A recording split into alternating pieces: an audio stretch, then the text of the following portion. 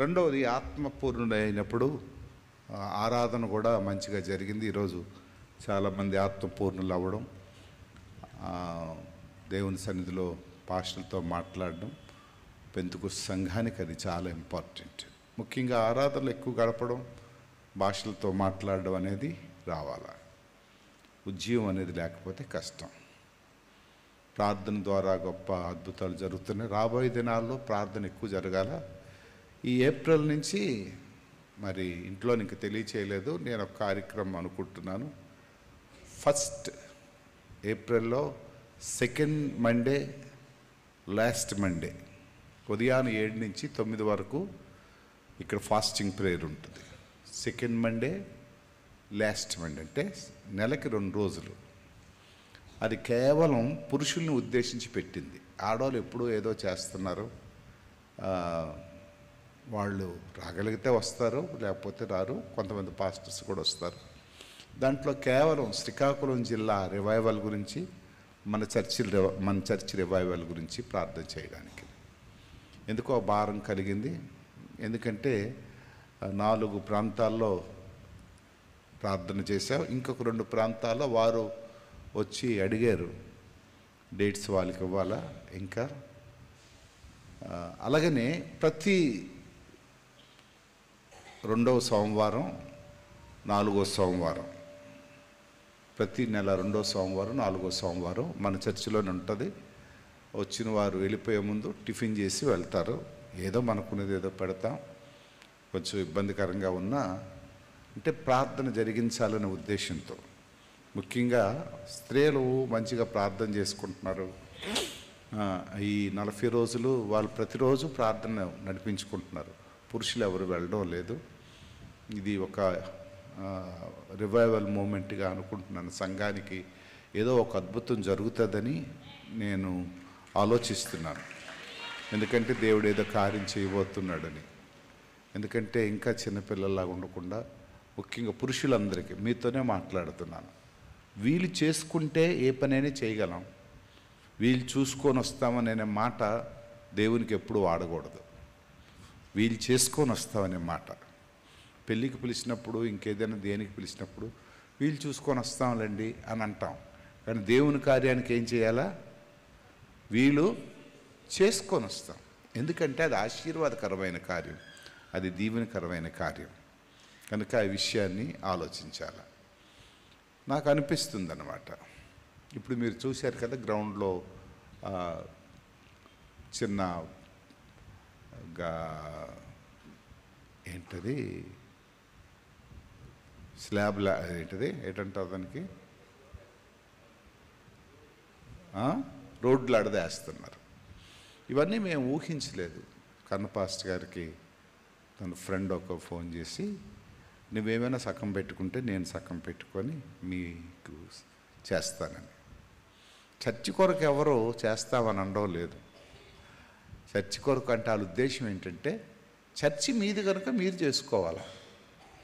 వాళ్ళు ఆలోచనలు ఎలాగుంటాయంటే చర్చి మీది, మీరు ఆరాధన చేసుకుంటారు, మీరు ప్రార్థన చేసుకుంటారు, మీరు ఆశీర్వదింపబడతారు. మీ చర్చి మీరు చూసుకోవాలి.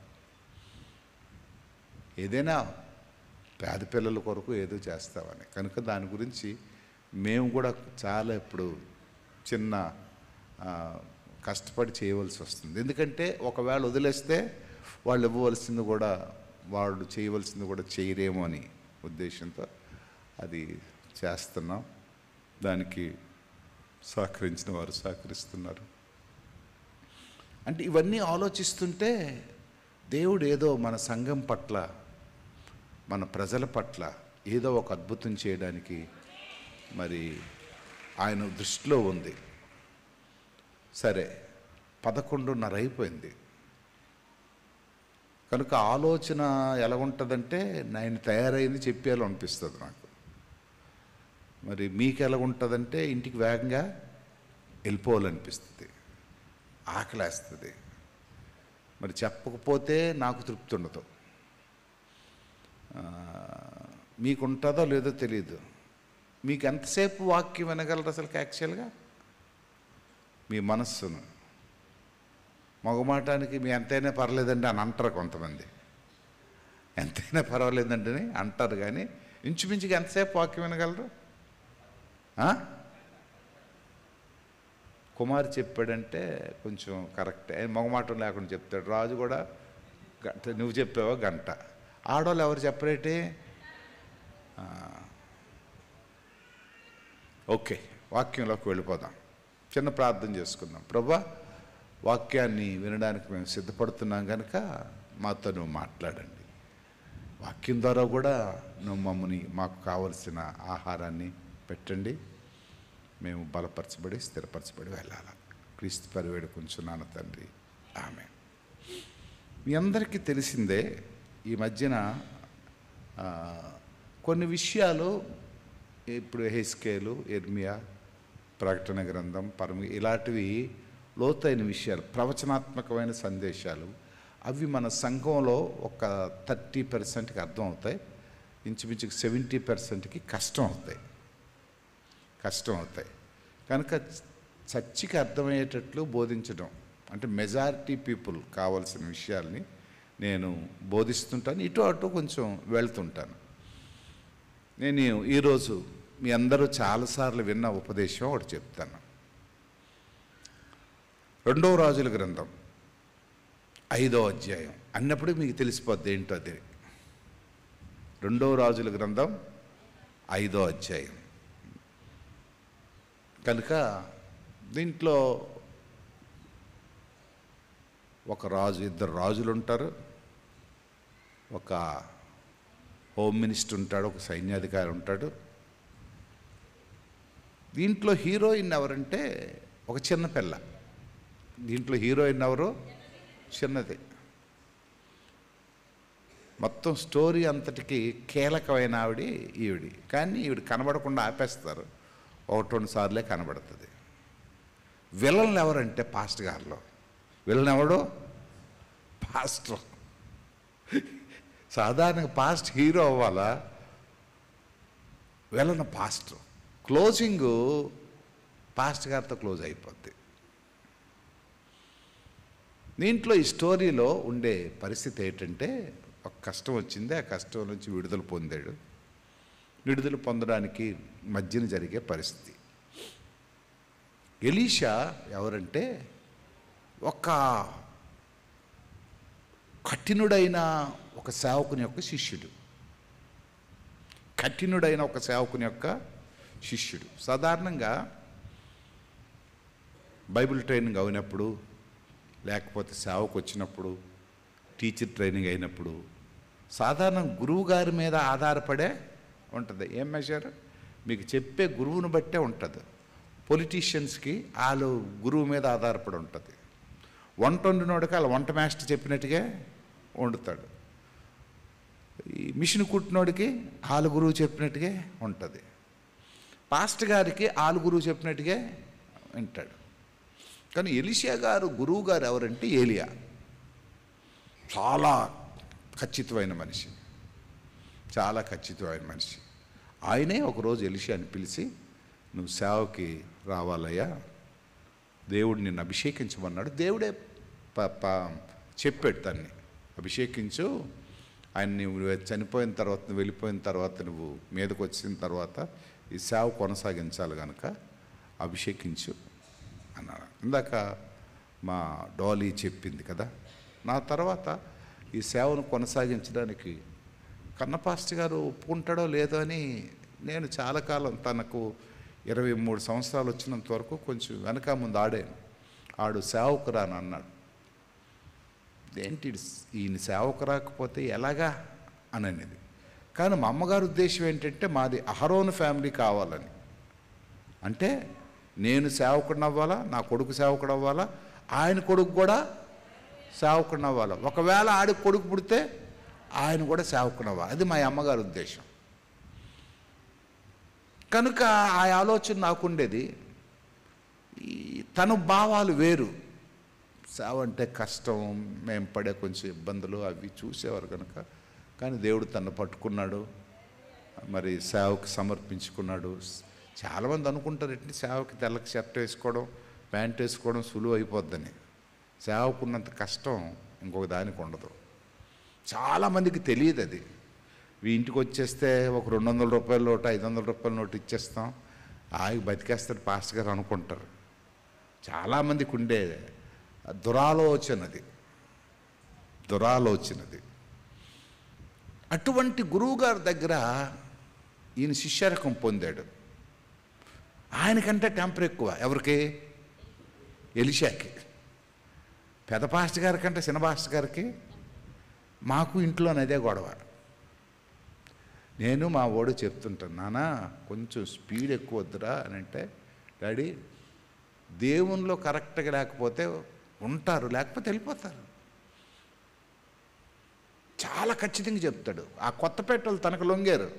నేను ఎంతసేపు పామేవాడు, ఒరి బాబు వెళ్ళిపో, కోపం వద్దయ్యా, బాధ వద్దయ్యా. తినే వెళ్ళి ఏం చేశాడంటే, నీకు ఉండవా, వెళ్ళిపోవానని చెవాడు. కానీ ఇప్పుడు లొంగడం మొదలెట్టారు. ఇప్పుడు వాళ్ళు మీతో కూడా కొన్నిసార్లు అలాగే మాట్లాడుతుంటాడు. మీకు అర్థమైపోయి ఉంటుంది ఇప్పుడు బాగానే. నేను అలాగ కాదు, మీకు కోపం వచ్చినా నాకు బాధ కలిగినా మిమ్మల్ని బాధ పెట్టకూడదని కొంచెం అలాగా అవుతుంటాను. కనుక మా ఇద్దరు అలాటోళ్ళు, వాళ్ళిద్దరు అలాటోళ్ళు. ఎవరు? ఏలియా, ఎలీషా. ఎలీషా రాజ్యం వచ్చింది. ఎలీషా అద్భుతాలు చేస్తాడు, మంచి బిజీ మ్యాన్ అయిపోయాడు. ఒక ఊర్లో ఒక సైన్యాధికారి ఉన్నాడు. ఆయన పేరు ఏం పేరు? నయమాను. నయమాను ఎంత గొప్పవాడంటే దేవుడే తనను కనపరిచాడు. త్వరగా చదివేస్తాను. అమ్మా నేను చదువుతాను, నాకు ఎక్కడ కావాలంటే అక్కడ ఆపేస్తాను. ఎందుకు ఎదురుగా పెట్టుకున్నాను. సిరియా రాజు సైన్యాధిపతి అయిన నయమానును ఒకడు ఉండేను. అతని చేత యెహోవాయే, అది నేను ఎందుకంటే నేను చదువుతాను, అతని చేత యెహోవాయే సిరియా దేశమునకు జయము కలుగు చేసింది. ఈ మాట గమ్మత్తుగా ఉంటుంది చూడండి. ఇశ్రాయేలీయులు దేవుని ప్రజలు, సిరియన్లు దేవునికి వ్యతిరేకులు, అన్యులు. ఇది నన్ను ఆకర్షించింది. సిరియనులు దేవునికి వ్యతిరేకులు. ఈరోజు వరకు కూడా క్రైస్తవుల్ని చంపుతున్నారు. ఇప్పటికి దేవునికి వ్యతిరేకులు. కానీ దేవుడు ఏం చేశాడట, అతని చేత యెహోవాయే సిరియా దేశమునకు జయము కలుగు చేసి ఉండెను. దేవుని ప్రజల మీద ఈ నయమాన్ని ఉపయోగించి దేవుని ప్రజలు కాని వారికి జయం కలుగు చేశాడట.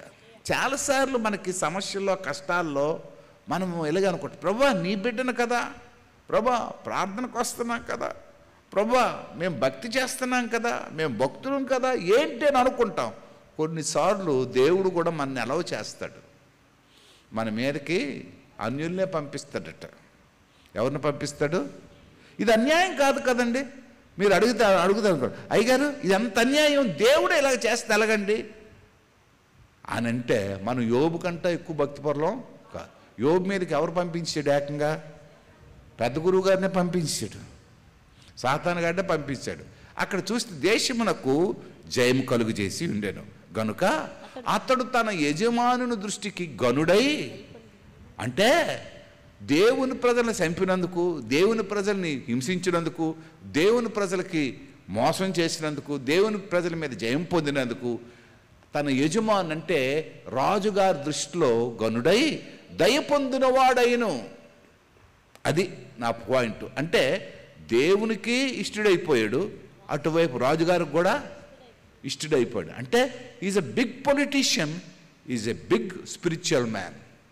ఒకే వ్యక్తిని రెండు కోణాలు చూడగలమా? దేవుడికి ఇష్టమయ్యి, ఏ బాబు నయమాను రా, నీకు ఇవాళ విజయం ఇస్తాను, నా ప్రజలు అక్కడ ప్రార్థన చేసుకుంటున్నారు, నా ప్రజలు అక్కడ భక్తితో ఉన్నారు, వాళ్ళని ఒక ఏటేసి అని అన్నాడు.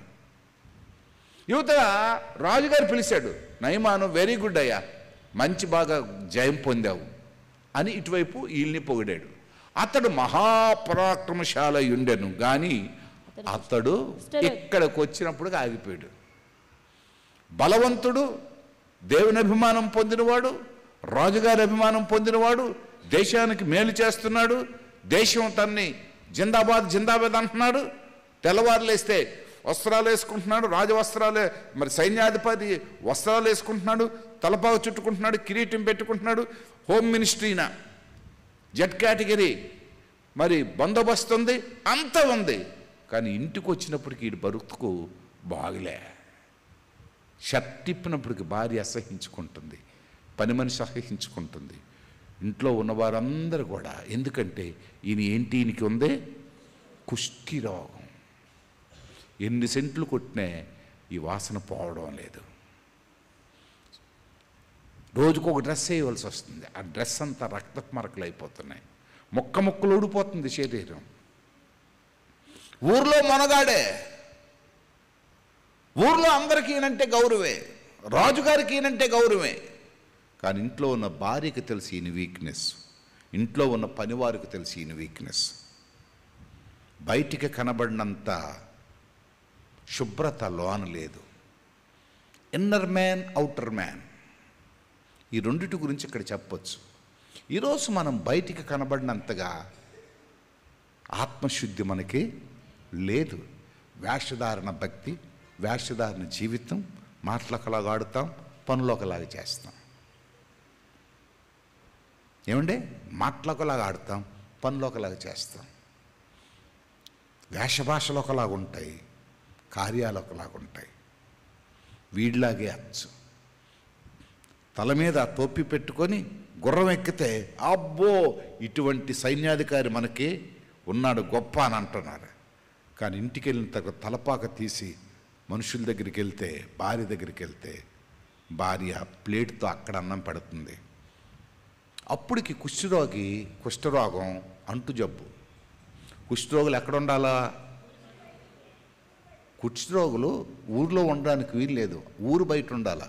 కానీ ఈయన ఊరు బయట ఉండవలసింది ఎక్కడ ఉంటున్నాడు? రాజ్యం మధ్యన ఉంటున్నాడు. రాజ్యం మధ్యన ఉండడానికి కారకులు ఎవరు? భార్య. భార్య కానీ ఏమైనా ఒక్క మాట చెప్పిందనుకోండి, పని మనిషి కానీ ఒక్క మాట చెప్పిందనుకోండి, ఏమండి సైన్యాధిపతి గారికి కుష్ఠరోగం ఉంది అని అంటే ఈయనకి ఎక్కడ తీసుకెళ్ళి పెట్టేస్తారు? ఊరు బయట పెట్టేస్తారు. అంటే భార్య అంత మంచిదో చూడండి.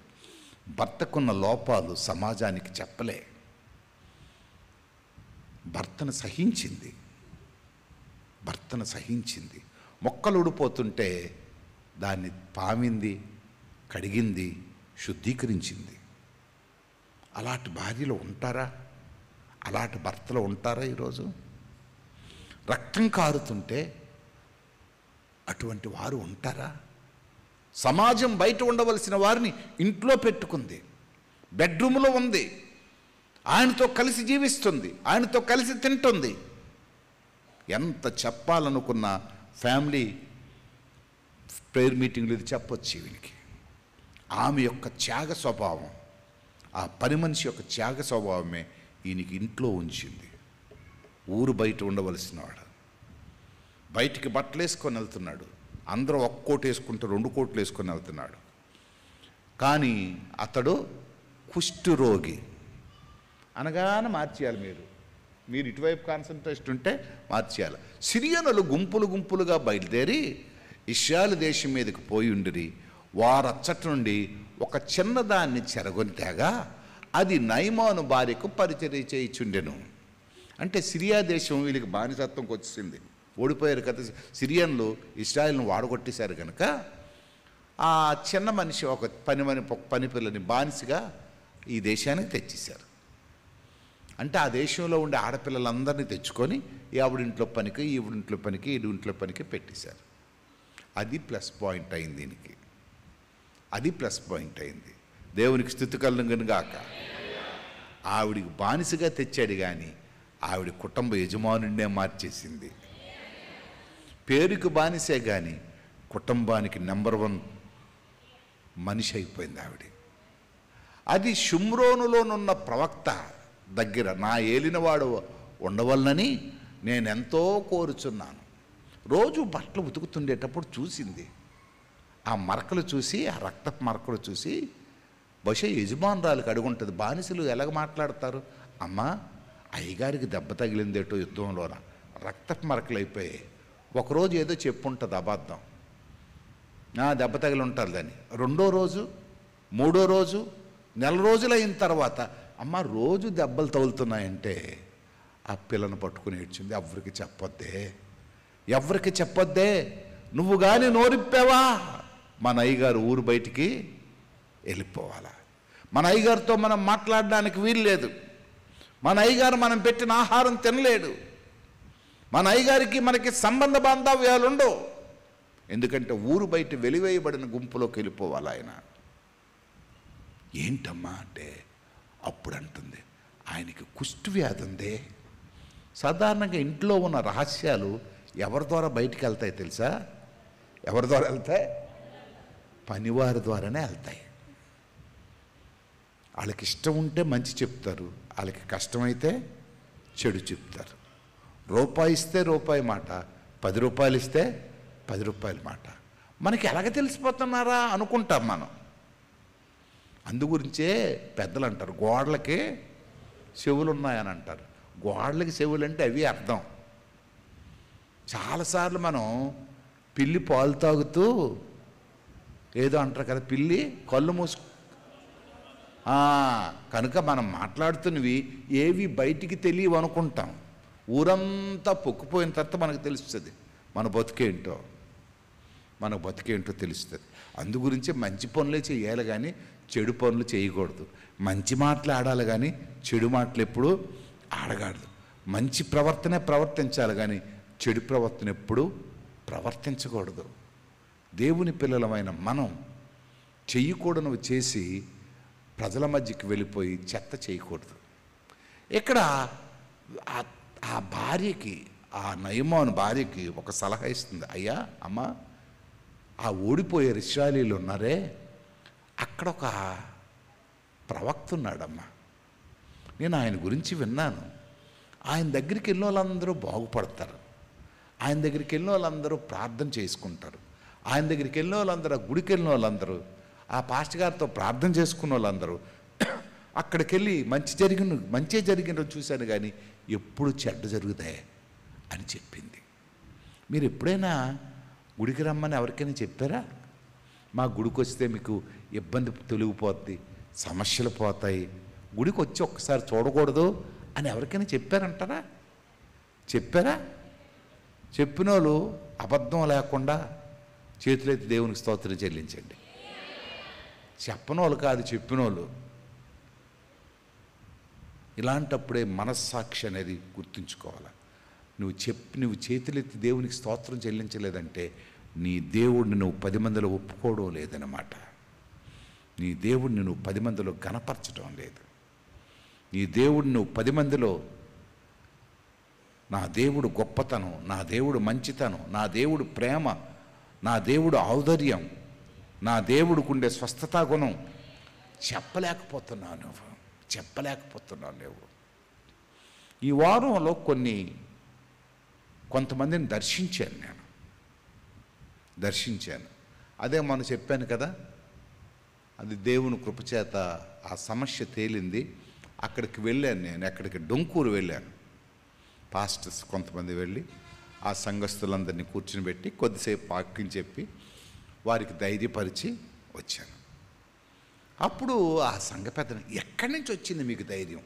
ఊరంతా ఏకమైపోయింది కదా అని అంటే, అప్పుడు ఆయన చెప్తున్నాడు, సార్, ఇచ్చాపురం చర్చిలో 2 సంవత్సరాల క్రితం మీరు ఒక వాక్యం చెప్తున్నారు, బతికితే దేవుడి కొరకు బతుకు, చస్తే దేవుడి కొరకు చావు అని అన్నారు కదా, ఆ మాట నా గుండెలో పట్టుకుందండి అని అన్నాడు. అబ్బా, ఏ మాట చెప్పావా అన్నాను. చెప్పి నాకు గుర్తులేదు కానీ విన్నా ఆయన గుర్తుంది. అంటే కొన్ని మాటలు బాణాల్లా గుచ్చిపోతాయి. చాలాసేపు కూర్చున్నాం. అక్కడి నుంచి సున్నాబోడ అనే ఒక ఊరికి వెళ్ళాం. సున్నపిల్లని ఒరిస్సాలోనే ఉంటుంది. ఆయనకి ఏం చేశాడు, మంచి చచ్చు కట్టుకున్నాడు ఆయన. ఎవడో పడినోళ్ళు కింద నుంచి రాళ్ళు విసిరిశారు, 2 అద్దాలు పగిలిపోయాయి. కేసు పెట్టలేం అంటే ఎవడో తెలియదు కదా. అక్కడికి వెళ్ళి ఆయన దగ్గర కొంచెంసేపు కూర్చొని ప్రార్థన చేసి మరలా వచ్చేసాం. ఇవన్నీ చూస్తున్నప్పుడు నాకు అనిపించింది, దీనికి ఇంక విజయం ఒకటే, ప్రభుత్వం వారికి సహకరిస్తుంది కనుక మనం ఇంకేం చేయలేం, ప్రార్థన. అందుగురించి అప్పుడు అనుకున్నాను నేను, ఇంకా శ్రీకాకుళం జిల్లా గురించి, రాష్ట్రం అంతా ఎలాగుందో ఏంటో తెలియదు కానీ శ్రీకాకుళం జిల్లా గురించి ప్రార్థన మొదలు పెడతామని. ప్రియులారా, మీరు కూడా రాగలిగితే ఏప్రిల్ 2వ సోమవారం 4వ సోమవారం ప్రతి నెల కూడా ఇక్కడ మొదలెడతాను. ప్రతి నెల కూడా అది జరిగిస్తాను. ఆ 2 నేను బ్లాక్ చేసుకొని నా క్యాలెండర్లో. ముఖ్యంగా పురుషుడి కన్నాను స్త్రీలు కూడా రాగలిగిన వారు రండి. ఎక్కువసేపు కాదు. ఉదయాన్నే 7 గంటలకు ప్రారంభిస్తాం, 9 గంటలకు క్లోజ్ చేసేస్తాం. 7 గంటలకు ప్రారంభిస్తాం, 9 గంటలకు క్లోజ్ చేసేస్తాం. దాంట్లో కేవలం ఒక్క పావు గంట 20 నిమిషాలే మన అవసరాల గురించి చేస్తాం. తక్కిందంతా కూడా జిల్లా క్షేమం కొరకు, జిల్లాలో ఉన్న క్రైస్తవ సంఘాల రివైవల్ కొరకు, జిల్లాలో ఉండే ఐక్యత కొరకు దాని గురించే ప్రార్థన చేద్దామని నాకెందుకో దేవుడు ఒక విధమైన ప్రార్థన ప్రేరేపణ, ఒకటే విధమైన ప్రేరేపణ. కనుక ప్రియులారా, ఇక్కడ చూసే పరిస్థితి ఈ చిన్నది ఒక పెద్దోళ్ళకి సువార్త చెప్తుంది, ఒక బానిస యజమానునికి సువార్త చెప్తుంది. అది నా పాయింట్. బానిస అసలు కాలతో మాట్లాడలేదు, అది కాక పరాయి దేశంలో ఉంది, అంట్లు తోముకున్నదాయి యజమానుడితో మాట్లాడగలదా? అది కాక సైన్యాధికారి చీఫ్ మినిస్టర్ గారింట్లో పనిచేసిన వాడు, అంట్లతో ఉన్నవాడు చీఫ్ మినిస్టర్ కొడతాడు, మాట్లాడగలడా? ఎప్పుడు ఆయన ఎదురే పడి ఉండడు, ఎదురు పడలేడు కూడా. కానీ ఈవిడ భార్యతో చెప్తుంది, అమ్మా, ఒకవేళ ఆ కుష్ఠరోగమును బాగు చేయనని తన యజమానురాలుతో నేను చెప్పు బాబు, అదేను చెప్పు, మార్చు బాబు. నయమాను రాజు వద్దకు పోయి ఇశ్రాయేలు దేశము చిన్నది చెప్పిన మాటలు అతనికి తెలియచేయగా. ఇది ఇక్కడి నుంచి గొడవ అయింది ఇద్దరు రాజులకి. అప్పుడు ఈ సిరియా దేశం గెలిచిన దేశం, ఇశ్రాయేల్ దేశం ఓడిపోయిన దేశం. ఈ సిరియా రాజు ఏం చేశాడంటే ఇశ్రాయేల్ రాజుకి ఒక లెటర్ రాశాడు. మా సైన్యాధికారిని పంపిస్తున్నాను, ఆయనకి ఏదో బాగులేదట, మీ ఊర్లో ఒక యాజకుడు ఎవరో ఉన్నారట, ఒక ప్రవక్త ఎవడో ఉన్నాడట, ఆయన చేత ప్రార్థన చేస్తే ఆయన ఏదో మంత్రాలు వేస్తే బాగుపడతాడట, నేను ఆయనకు పంపిస్తున్నాను, ప్రార్థన చేయంటే ఈ ఇశ్రాయేల్ రాజు పిచ్చి అయిపోయాడు. ఎందుకు? ఆ ఊర్లో అసలుకి ఎలీషా ఉన్నాడన్న సంగతి వీడికి తెలియదు. ఎందుకంటే రాజకీయవేత్తలకి పాస్టర్ గారుల గురించి ఏంటి తెలుస్తుందా? తెలీదు. తెలిస్తే గాబరైపోతాడు ఈయన, భయపడిపోతాడు ఈయన, జడిసిపోతాడు ఈయన. పత్రిక పంపించమని ఆజ్ఞించిన కనుక అతడు 20 మణుగుల వెండి, 1,20,000 రూపాయలు బంగారమును, 10 దుస్తుల బట్టలను తీసుకొని పోయి ఇశ్రాయేల్ రాజునకు పత్రికను అప్పగించెను. ఇశ్రాయేల్ రాజుకు తీసుకెళ్ళి ఆ పత్రికలో ఉన్న సంగతి ఏదనగా, సేవకుడైన నయమానుకు కలిగిన కుష్ఠరోగమును నువ్వు బాగు చేయవలనని పత్రికను నీకు పంపి ఉన్నాను. పిచ్చి అయిపోయాడు. ఊరే ఇప్పుడే మొన్నే క్షమాభిక్ష పెట్టాడు, నన్ను వదిలేసాడు, చంపివలసినాడు అని పిచ్చి అయిపోతుంటే ఆ దానికి పంపించాడు. ఇశ్రాయేలు రాజు ఈ పత్రికను చదివి వస్త్రమును చింపుకుంటకు బ్రతికించుటకు నేను దేవుణ్ణా? ఒరే, ఆడికేడు జబ్బు రావడం, నేనేడు బాగు చేయడం, నేనేదో ప్రాణం చేతిలో పట్టుకున్నాను, ఒకరికి కలిగిన కుష్ఠరోగమును మాన్పుమని నా యొద్దకు ఇతడు పంపుటేమి నాతో కలహమునకు కారణము, అతడు ఇట్లు వెదుకుచున్నాడే అని ఆలోచించాడట. ఇశ్రాయేలు రాజుకు భయం వేసింది. మొన్నే గెలిచాడు, కొంతమందిని పట్టుకెళ్ళిపోయాడు, మరలా వస్తాడు, మరలా కలహం పెట్టుకుంటాడు, మరలా కొంతమందిని తీసుకెళ్ళిపోతాడు. ఇశ్రాయేల్ రాజు తన వస్త్రాలు చింపుకొని దైవజనుడు ఎలీషా వినబడినప్పుడు, ఈ వార్త ఎలీషాకి పాస్టర్ గారికి వినబడ్డది. ఎలీషా వినినప్పుడు అతడు తన వస్త్రము నీవెందుకు చింపుకొంటివి? రాజుగారు కబురు పెట్టాడు. వెళ్ళలే రాజుగారి దగ్గరికి, రే రాజు కబురు పెట్టు అని అన్నాడు. ఎంత పవర్ఫుల్లో చూడండి, ఎంత గేరో. ఎవరికి? ఎలీషా అంటే ఎవరో? పాస్టర్ గారికి ఎంత గేరో చూడండి. నాకు ఎలక్షన్ టైంలో ఒకరు ఫోన్ చేశారు, పేర్లు చెప్పను, మాకు బ్లెస్సింగ్ ఇవ్వండి నామినేషన్ ఇవ్వడానికని.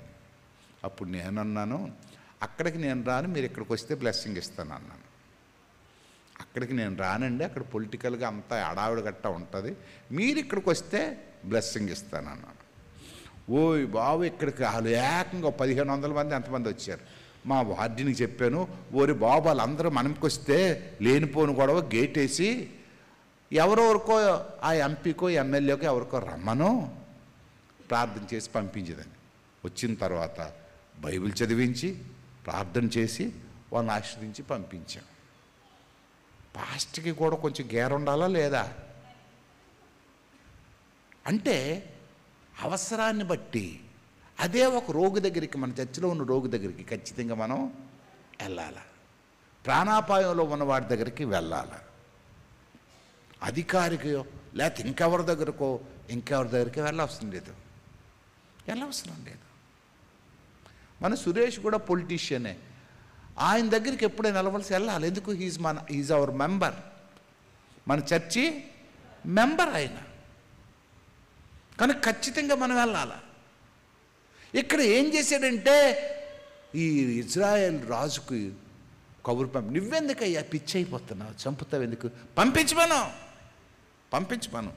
మొత్తానికి ఇజ్రాయెల్ రాజు అన్నాడు, పాస్టర్ గారు మీరు పంపించమన్నాడు. పంపించిన తర్వాత ఏదైనా మీ మంత్రం పని చేయకపోతే కష్టం అవుతాడు. ఓ పిచ్చోడా, నువ్వు పంపించమని చెప్పు. అప్పుడు ఏం జరిగింది?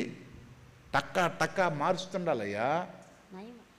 నయమాను గుర్రములతోనూ రథములతోనూ వచ్చి ఎలీషా ఇంటి ద్వారమున ముందు నిలబడ్డాడట. ఆయన సైన్యాధికారి కనుక మొత్తం ఆయనతోటి జెడ్ కేటగిరీ మొత్తం బందోబస్తు అంతా వచ్చి నిలబడ్డాడు. ఇక్కడి నుంచి ఇప్పుడు చూడండి, ఇక్కడి నుంచి విశ్వాసికి పాస్టర్ గారికి ఉండే సంబంధ బాంధవ్యాలు ఎలా ఉంటాయో చూడండి. మీకు బాగులేదండి, మా ఇంటికి వచ్చారు, నేను లోన పడుకున్నాను, మీరు ఏడ్ చేయాలా? ఏడ్ చేయాలా? కానీ పాస్టర్ గారు లేపయ్యా. కొంతమందికి బుర్ర బుద్ధి జ్ఞానం ఏమీ ఉండదు. పాస్టర్ గారికి లేపో అని అంటారు. అంటే మీకేదో నేను కంబారోడ్ను, పోనీ ఏదో అర్జెంటుగా ప్రాణం పోద్దో లేకపోతే ఏదో అయితే పర్వాలేదు. రాత్రి 12 గంటలకు కొంతమంది వస్తారు, తప్పదు, అది దెయ్యాలు పట్టేసి వస్తారు. రాత్రి 12 గంటలకు మాకు సర్కాసులు అవుతుంటాయి ఇక్కడ. కనీసం 10 రోజులకు ఒకటైనా అవుతుంటుంది. ఆ రాత్రి మీద మళ్ళీ ప్యాంట్ మార్చాలా, ఎందుకు? లుంగితో ఉంటాం కదా, అది గబుక్కుని లుంగి పట్టుకొని లాగేస్తే లేనిపోను గొడవని ప్యాంట్ మార్చుకొని మళ్ళా ఇచ్చేసుకొని పాస్టమ్ గారిని పట్టుకొని మళ్ళీ 2-3 పట్టుకొని వచ్చి రెడీగా అవుతాం. ఆ దెయ్యాలు చాలా చెత్తవే. మళ్ళీ ప్రార్థన చేసి అడావడి చేసి దాన్ని మళ్ళీ ఫైటింగ్ చేసి పంపిస్తాం. దానికి ఒక ప్రిపరేషన్. చాలామందికి జ్ఞానం ఉండదు. కరెక్ట్గా 2:30కు ఫోన్ చేస్తారు, ఎటో అలసిపోయి వస్తాం. కనీసం పాస్టర్ గారు కొంచెం రెస్ట్ తీసుకుంటారు కావాలా అంటే మీకు చెప్తున్నాను ఇండైరెక్ట్గా, ఉట్టప్పుడు చెప్పలేం కదా. ఈయన ఏ రెస్ట్లో ఉన్నాడో ఏటున్నాడో వచ్చి ముందు నిలబడ్డాడు. ముందు ఏమంటే బుర్రలో ప్రింట్ చేసుకున్నాను, నేను సైన్యాధికారిని కదా, పాస్టర్ గారు ఎక్కడున్నాడో నాకు అనవసరం, నేను వెళ్ళిన వెంటనే పాస్టర్ గారు వస్తాడు. ఎలీషా నీవు యోర్దాను నదికి పోయి అసలుకి వెళ్ళాడు. వెళ్ళిన తర్వాత ఎలీషా ఆడెవడో ఉంటాడు బయట, ఎవరో అసిస్టెంట్ ఎవరో ఉంటారు. అయ్యగారు సైన్యాధికారి వచ్చాడండి, మీకు ప్రార్థన చేయడానికి వచ్చాడంటే, సైన్యాధికారి వచ్చాడా? అయితే ఆయన దగ్గరికి ఆయనకి నువ్వు యోర్దాను నదికి పోయి 7 మార్లు స్నానం చేయము, నీ ఒళ్ళు మరలా బాగై నువ్వు శుద్ధుడు అవుదువని అతనితో చెప్పుటకు ఒక దూతను పంపించాడు. ఒక మనిషిని పంపించాడు. అందుకు నయమానికి ఏమొచ్చింది? కోపం వచ్చింది. చూసారా? కొన్ని పాస్టర్ గారు ఏంటైనా మూటలు మోయమన్నాడా? గుంజీలు తీయమన్నాడా? ఏటన్నాడు? ఓ అబ్బాయి వెళ్ళి స్నానం చేయని అన్నాడు. అంటే కొంతమందికి ఏంటంటే వారికి నచ్చినట్టుగా పాస్టర్ గారు చెయ్యాలి, వారు కోరుకున్నట్టుగా పాస్టర్ గారు రావాలి. మొన్న ఒక పెళ్ళికి వెళ్ళాను నేను. అయ్యగారు ఎలాగైనా 11-2 నిమిషాలకి పుస్తక కట్టించేయాలని అన్నాడు. అప్పుడు నేను చెప్పాను, ఏంటి ముహూర్తం అమ్మా అని అన్న. ముహూర్తం కాదు కానండి, వాళ్ళందరూ రాజులు కదా అని అన్నాడు. అప్పుడు నాకు గేర్ పెరిగిపోయి కరెక్ట్గా 11:22 నిమిషాలకు పుస్తక కట్టించాను నేను. ఆవిడ ఎంత కట్టించమంది? 11:02 అప్పుడు 11:22 అంటే ఏంటంటాను, క్రైస్తవులు అయిపోతున్నారు, ఇంక ముహూర్తాల జబ్బు పోదు. క్రైస్తవులు అయిపోతున్నారు, శుక్రవారం అయితే బాగుంటుందండి, లక్షవారం అయితే బాగుంటుందండి, మంగళవారం అయితే బాగుంటుందండి.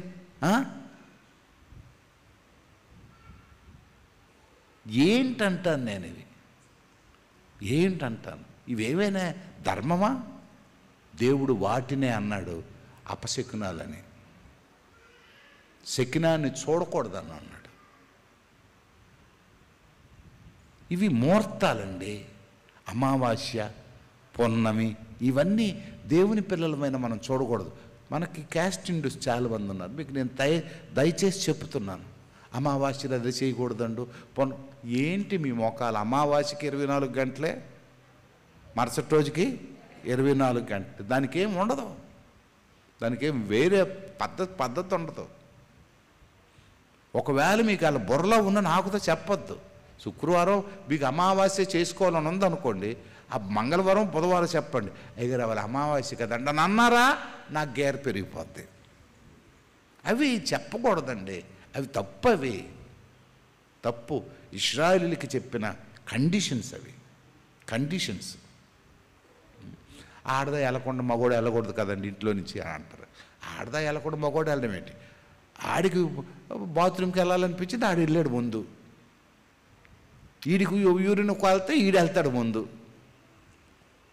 అంటే చాలామందికి చాలా నిష్ఠాగరిష్ట.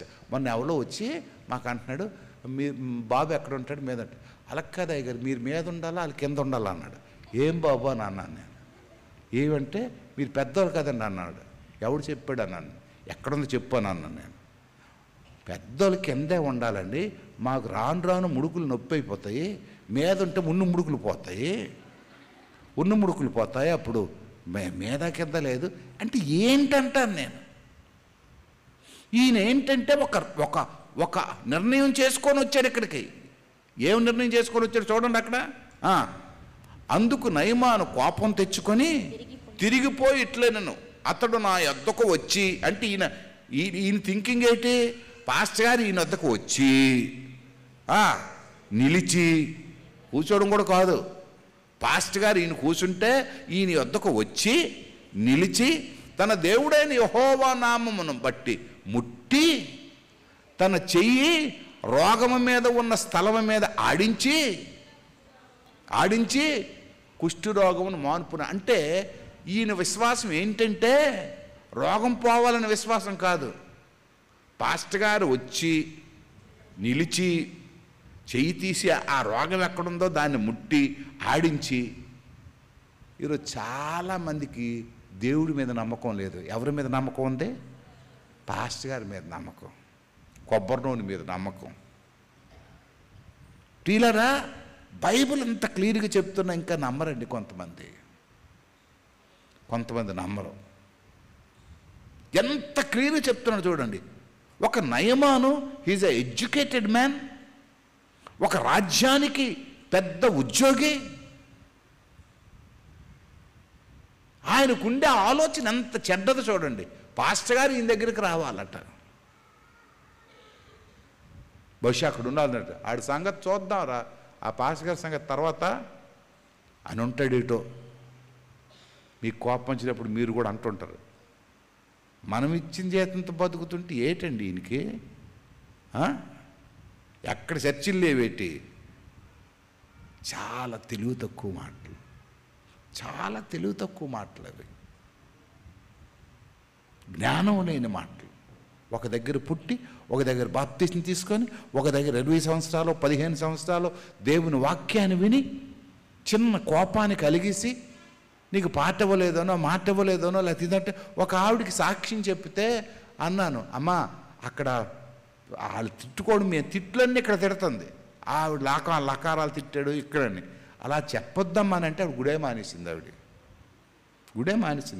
తర్వాత నేను మాట్లాడితే ఆవిడ అంటుంది, అయ్యగారు మీకు బోల్డ్ మంది ఉన్నారు కదండి అని అన్నది. పోన్లే అమ్మ మంచిదే, గుడే మానేసింది. ఎంత మంచి తల్లో. అందుగురించి తిమోతి రాసిన పత్రిక 4వ అధ్యాయం ఒకసారి తీసి చదవండి. ఏటుంటుంది అక్కడ?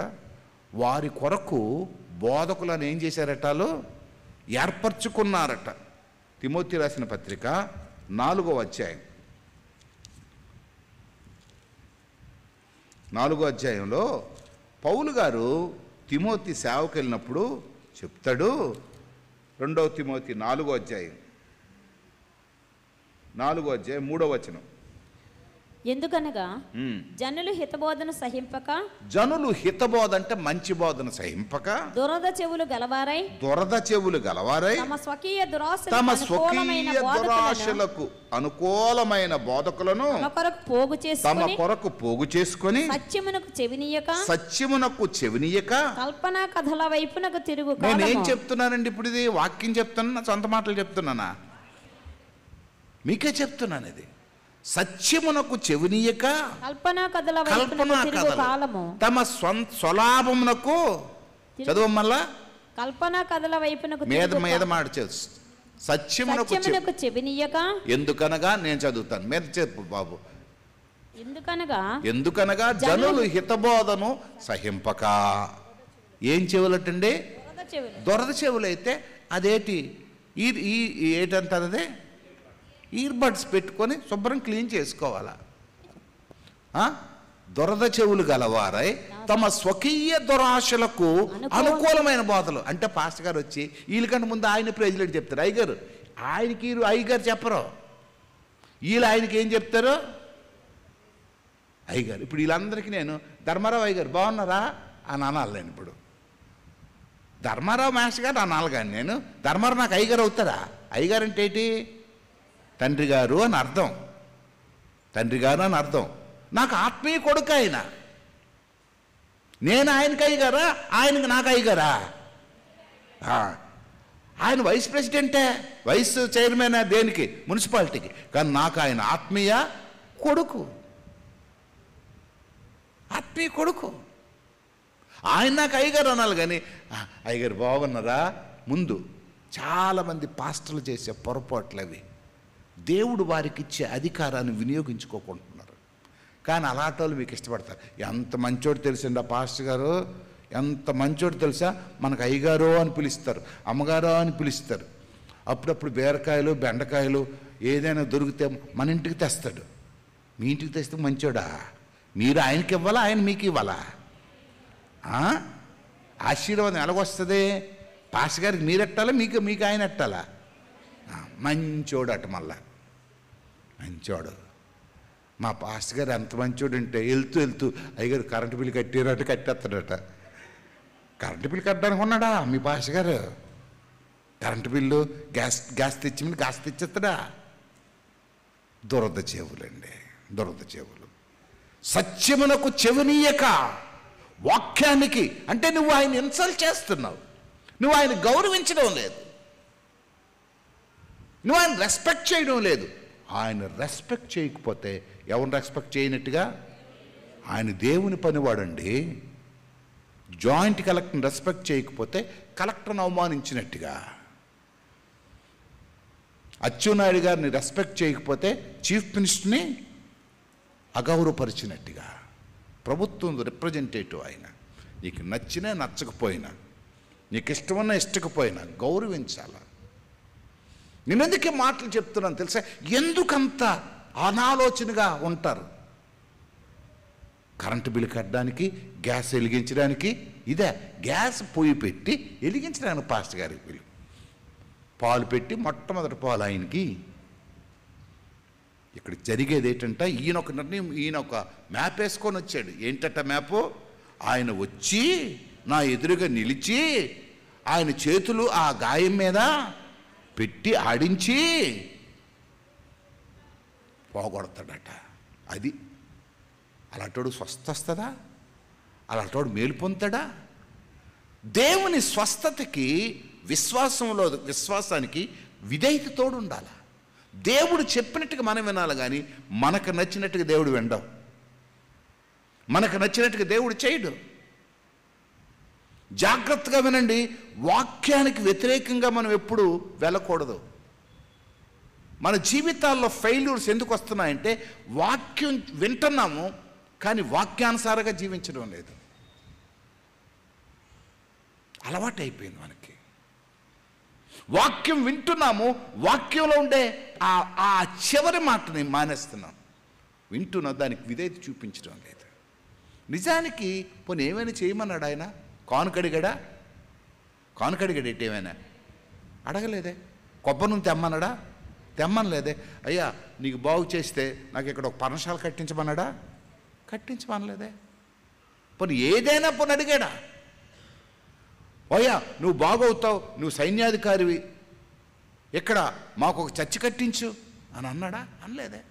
వెళ్ళి మునుగయ్యా, నువ్వు మునిగితే బాగైపోతావు. సింపుల్ వర్డ్ కదా. ఎందుకు ట్రై చేయలేదు అంటే పెద్ద ఎక్సర్సైజ్ కావాలి, దానికి పెద్ద ఎక్సర్సైజ్ కావాలి. అంటే కఠినమైన పరీక్ష ద్వారా అయితేనే దేవుడు కార్యం చేస్తాడా? చాలాసార్లు మన జీవితాల్లో ఈ టీవీలు అయిపోయి ఆ రకరకాలైన పద్ధతులు చూసి మనం అనుకుంటున్నాం.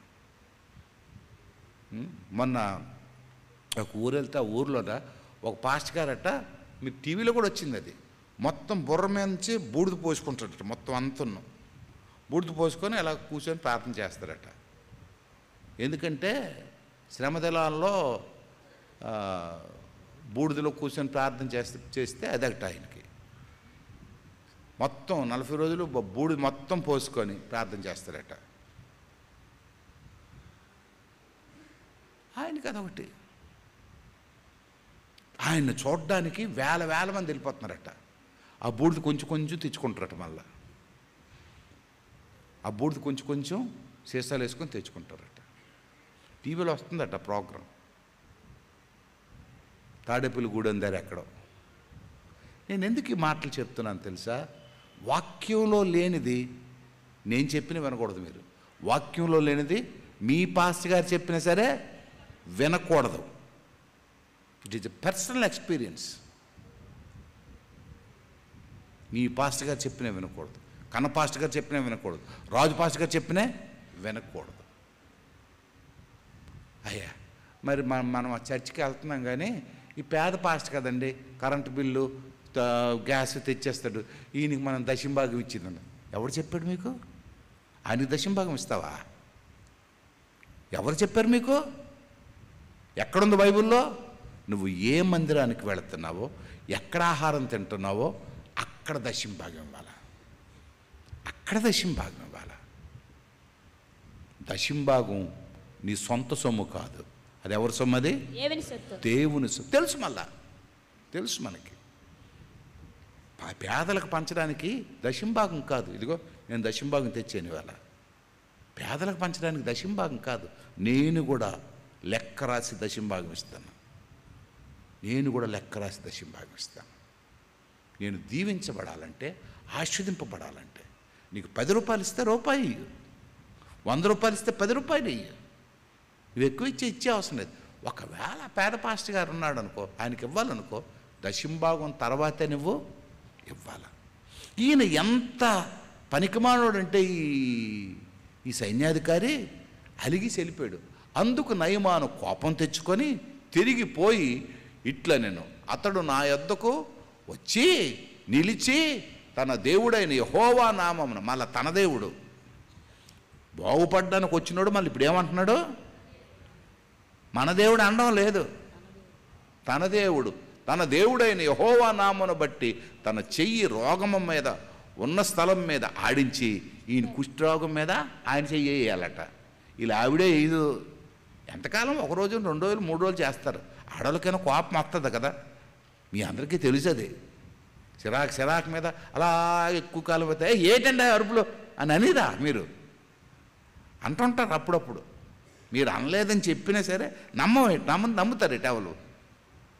ఒకే ఇంట్లో 10 సంవత్సరాలు 12 సంవత్సరాలు అలాగా అలర పెడుతుంటే ఏదిగా ఎక్కడ చేసాంబు ఎక్కడ ఉంటుందంటే అలాగా ఊరుకుంటుందా? ఇస్తాను కదా అని అంటుంటారు మీరు. మగోడైనంతే, ఆడదైనంతే. మాంచుకు నేను అనుకుంటుని కానీ ఆయన ఇవ్వనందుకు దమస్కు నదులైన, మళ్ళీ చూడండి అక్కడ, దమస్కు నదులైన అబానాయును ఫర్రాను ఇశ్రాయేలు దేశంలో నదులన్నిటికంటే శ్రేష్టమైనవి కావా? వాటిలో స్నానము చేసి శుద్ధి నొందలేనా అని అనుకొని రౌద్రుడై, ఎంత కోపమో పాస్టర్ గారు మాట వింటే, కొంతమందికి ఎంత కోపమో పాస్టర్ గారు అంటే, వ్రైజిలాడంటే అని అంటారు కానీ ఇక్కడ వరకు ఉంటుంది కోపం. మీకు ఉందో లేదో నాకు తెలియదు కానీ ఇలా చెప్తే కోపం రాదటండి, మీకు మాత్రం వస్తుంది కదా. ఇలాంటి మాటలు చెప్తే వస్తుంది కదా, మీ మేలుకోరు చెప్తుంటే వస్తుంది ఆటోమేటిక్గా. ఏంటంటున్నాడు అక్కడ? మీకు రాకపోవచ్చు, మీరు పెద్దవాళ్ళు అయిపోయారు కానీ మీకు రాదు. కుర్ర పిల్లలు ఉన్నారు రాదా? మీ కూతురికి అడగండి, నిర్మలాకి ఇంటికి వెళ్ళి అడిగితే వస్తుందో చెప్తుంది. నదులన్నిటికీ శ్రేష్టమైన కాట, వాటిలో స్నానము చేసి శుద్ధునందులేనా అని అనుకొని రౌద్రుడై తిరిగి వెళ్ళిపోయింది. రౌద్రుడై వెళ్ళిపోయాడట. ఎంత కేకలేసి ఉంటాడో బయట, ఎంత అల్లరబెట్టి ఉంటాడో బయట. అయితే అతని దాసుల్లో ఒకడు, ఇక్కడ అద్భుతమైన స్టోరీ. ఈ స్టోరీలో ఈయన పేరు రాయలేదు, అది పెద్ద గొడవ. అయితే అతని దాసుల్లో ఒకడు వచ్చి, నాయనా ఆ ప్రవక్త ఏదైనా ఒక గొప్ప కార్యం చేయమని నియమించిన ఎడల నువ్వు చేయకుందువా? ఎంత చక్కగా చెప్తున్నాడు చూడండి ఎక్స్ప్లెనేషన్. ఆయన ఏదైనా చేయమంటే చేస్తావు కదా, ఓ 10 లక్షలు అడిగేట్టు ఇచ్చిదు కదా, చచ్చి కట్టమంటే కట్టిదు కదా, గ్యాస్ బండ్ తెచ్చమంటే తెచ్చిదు కదా, నాకు ఇల్లు పర్మిషన్ లేదంటే పర్మిషన్ చేసేది కదా, చేయకుందువా? అయితే స్నానం చేసి శుద్ధుడు కమ్మనే మాట దానికంటే మేలే కదా అని చెప్పినప్పుడు ఆడికి ఎంత కోపం వచ్చి ఉంటుందో. రే, నీ మాట నేను స్నానం చేస్తాను, ఏమైనా నేను శుద్ధుడు నవ్వకపోతే నీ పని అయిపోతే. మరి ఎలాగ ఒప్పుకున్నాడో ఏటో మొత్తానికి వెళ్ళారు అందరూ చెరువుకి వెళ్ళి ఒకసారి మునిగాడు, 2 సార్లు మునిగాడు, 5 సార్లు మునిగాడు. ఈ రెడీ అయిపోయి ఉంటాడు. 5 సార్లు కాదు, 6వ కూడా అవ్వకపోయినాడు. ఒరే, ఈ లెగిస్తే నాకు చంపేస్తాడు, నేనే వీడికంటే ముందు పరిగెట్టి వెళ్ళిపోతాను అని అనుకున్నాడు కదా. కానీ 7వసారి మునిగినప్పటికి ఏమయ్యాడు? అతడు పోయి దైవజనుడు చెప్పినట్లు యోర్దాను నదిలో 7 మార్లు మునగగా అతని దేహము పసిపిల్లల దేహం వలన. దేవునికి స్తోత్రం, హల్లెలూయా, హల్లెలూయా. విధేయతకు అవిధేయతకు ఉండే తేడా ఇక్కడ చూస్తున్నాం. విశ్వాసం ఉండడం వేరు, విశ్వాసానికి విధేయత లేకపోతే దేనికి పనికిరాదు. మన ప్రార్థనలో విశ్వాసంతో ప్రార్థన చేస్తాం కానీ విధేయత కలిగి ఉండం. మన ప్రార్థనలో విశ్వాసంతో ప్రార్థన చేస్తాం, అవిధేయత చూపిస్తాం. ఇంకా చెప్పడానికి ఇంకా టైం ఉన్న, మరి టైము మీరు గంట అన్నారు కనుక గంటకు ముగించి. నేను ఎందుకు ఈ మాటలు చెప్తున్నానంటే, దేవుని యొక్క సన్నిధిని అనుభవించిన మనుషులు ఇక్కడి నుంచి అసిస్టెంట్ పాస్టర్ లోనకు వస్తాడు. వచ్చి ఈయన మళ్ళా గబగబా టక్క జబ్బు బాగా అయిపోయిన తర్వాత మళ్ళీ పాస్టర్ గారిని కలడానికి వస్తాడు. చదువు పెట్టు బాబు. అప్పుడు అతడు తన పనివారితో దైవజనం దగ్గరికి తిరిగి వచ్చి అతని ముందర నిలిచి చిత్తగించుము. ఇప్పుడు డైలాగ్స్ మారిపోయాయి. చిత్తగించుము అని అంటున్నాడు పాస్టర్ గారి కిందకు వాడు. ఇప్పటికి చూడండి ఎంతది. చిత్తగించుము, ఇశ్రాయిల్లోనున్న దేవుడు తప్ప లోకమంతటి యందున మరి యొక్క దేవుడు లేడని నేను ఎరుగుదును. దేవునికి స్తోత్రం. చూసారా ఇప్పుడు ఎవరు సాక్ష్యం చెప్తున్నారు? ముఖ్యమంత్రి గారు చంద్రబాబు నాయుడు హోమ్ మినిస్టర్ లేచి, ఏమండే అందరూ యెహోవా దేవుడు అని నమ్ముకోండి అని చెప్తే ఎంత బాగుంటుందో. మోడీ గారు ఏదో ఒక రోజు నిలబడి యెహోవా దేవుడు నమ్ముకొని చెప్తే ఎంత బాగుంటుందో. ఆ రోజులు దగ్గర పడతాయి, ఆ రోజులు రాబోతున్నాయి. ఎంత అద్భుతమైన సాక్ష్యం చెప్తున్నాడు. మనం చెప్పితే 10 మందికో 20 మందికి చెప్తాం. వాళ్ళు చెప్తే ఆ టీవీ, ఈ టీవీ, మా టీవీ, మీ టీవీ, అందరు టీవీల్లోకి వచ్చేస్తుంది. అప్పుడు మరుసటి రోజుకి ఎవడు చూసిన, ఒరే టీవీ మోడీ గారు మారిపోయారట, క్రైస్తవుడు అయిపోయాడట. ఇప్పుడు ఆ కాలంలో ఎంత పాపులారిటీ వచ్చి ఉంటుందో దేవుడికి. దేవుడు లేడని లోకమందంతటిను మరి ఒక దేవుడు లేడని నేను ఎరుగుదును. ఇప్పుడు నీవు నీ దాసుడినైనా, అబ్బా ఇప్పుడు ఏంటంటే చిత్తగించడంతో మొదలుపెట్టాడు.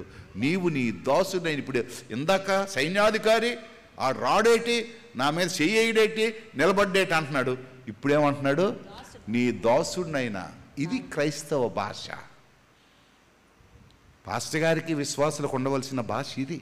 నీ దాసుడినైనా. ఈయన ఎవరో మామూలు విశ్వాసి కాదు. ఆ దేశంలో నెంబర్ 2 ముఖ్యమంత్రి, తర్వాత హోమ్ మినిస్టర్.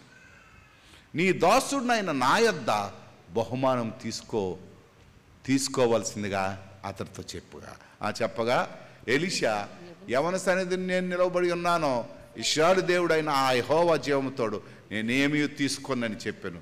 నయమాను అతన్ని ఎంతో బతిమాలినను, అతడు ఒప్పకపోయాను. దేవునికి స్తోత్రం. నీకు అనుకు నాకెందుకయ్యా, పట్టుకొని వెళ్ళిపోయి అంటే, నయమాన్ సార్ ప్లీజ్ మా సంతోషం కొరకు సార్, మా సంతోషం కొరకు మా ఇంటికి ఎలాగా రారు మీరు, నాకు అర్థమైపోయింది. నేను వస్తేనే మీరు బయటికి రాలేదు, మా ఇంటికి పిలిచి వస్తారా సార్, కొంచెం తీసుకెళ్ళి నాకు టైం అయిపోతుంది, వెళ్ళిపోండి. మొత్తం పట్టుకొని వెళ్ళిపోయాడు. ప్రియులరా, ఇది విశ్వాసికి దేవుని సేవకుడికి ఉండవలసిన బంధం.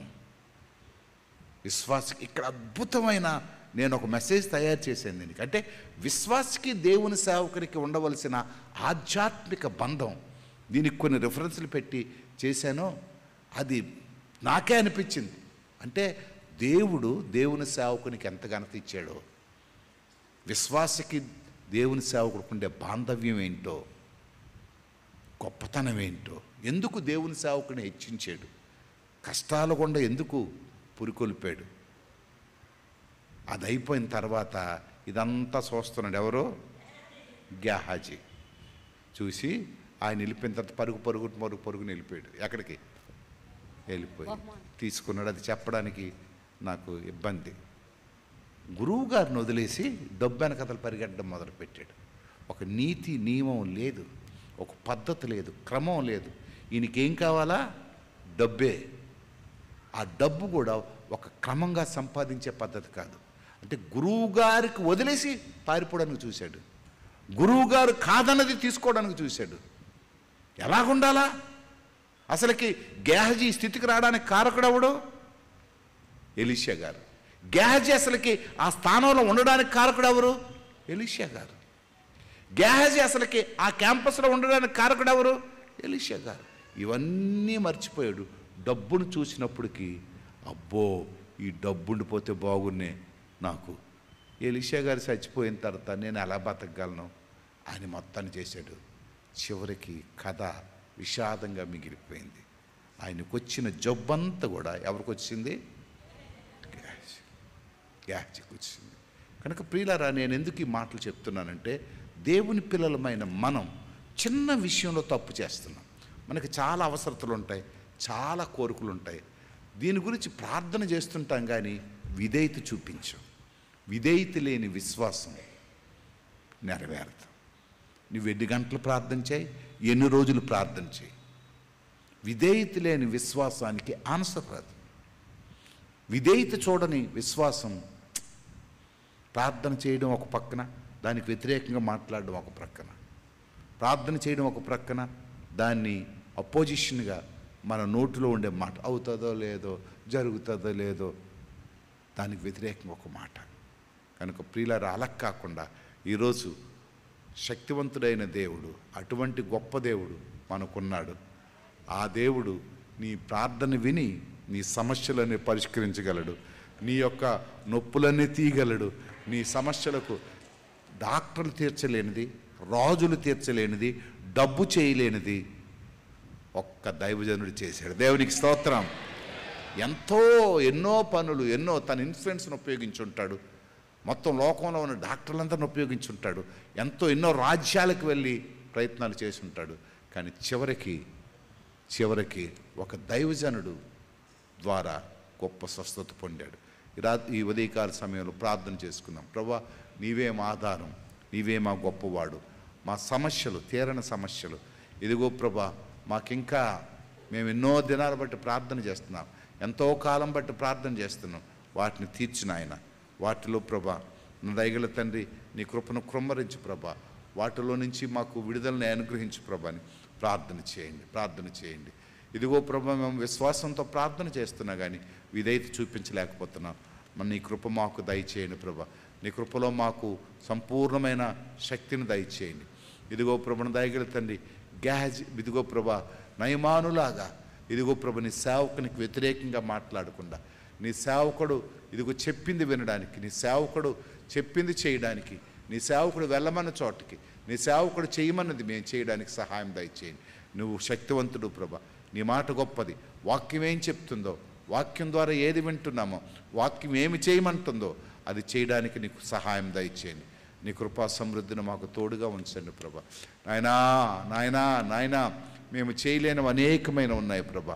మేము ఇదిగో ప్రభ, మాకు ఇంకా ప్రభ ఎవరు తీర్చలేనివి, ఎవరు ప్రభ అసాధ్యమైనవి, ఎవరికి అసాధ్యమైనవి ఇంకా ఉండిపోయి ప్రభా. వాటిలో నుంచి గొప్ప జయాన్ని దయచేయి, వాటిలో నుంచి గొప్ప ఆశీర్వాదం